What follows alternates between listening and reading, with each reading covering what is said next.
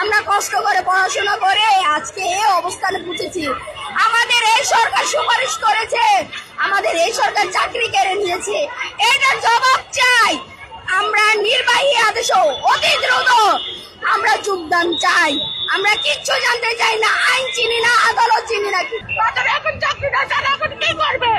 আমাদের অনেক মা বাবা ভাই বোন অসুস্থ আছে, অনেক কষ্ট করে পড়াশোনা, এখনো অনেক আছে যে তার সেই পরিবারের একমাত্র সক্ষম ব্যক্তি। আমরা শুধু কিচ্ছু চাই না, আমরা শুধু আমাদের দাবিটা, আমরা শুধু চাই আমাদের যোগদান দিয়ে দেখ, আমরা চলে যাই, আর কিচ্ছু চাই না আমাদের। ওনাকে পুলিশ পাড়াইছে, পানি দেওয়া হয়েছে জল কামান দিয়ে, উনি অসুস্থ হয়ে গেছে।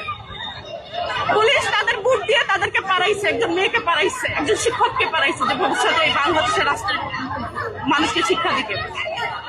রাষ্ট্র আমার কি দিছে? আজ 30 বছর লেখাপড়া করে আমি কি পেলাম? 30 বছর লেখাপড়া করে আমি কত কষ্ট করে সার্টিফিকেট অর্জন করছি। ওই এনটিআরসি থাকবে না, ওই এনটিআরসি তুলে দেন। এই অবৈধ এনটিআরসি কেন আমাদের চাকরি নিশ্চিত করলো না? আমরা কি রোহিঙ্গা? আমরা কি রোহিঙ্গা? আমার দেশের নাগরিক নয়, আমার দেশের নাগরিক নয়। আমার কেন প্রহার করা হলো? আমরা কেন প্রহারিত হইলাম?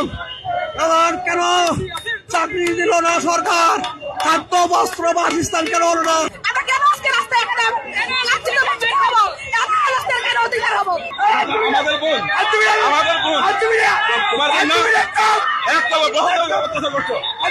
বহুত অত্যাচার করছো, এক টাকায় হাত দেবো না, এক টাকায় হাত দেবো না।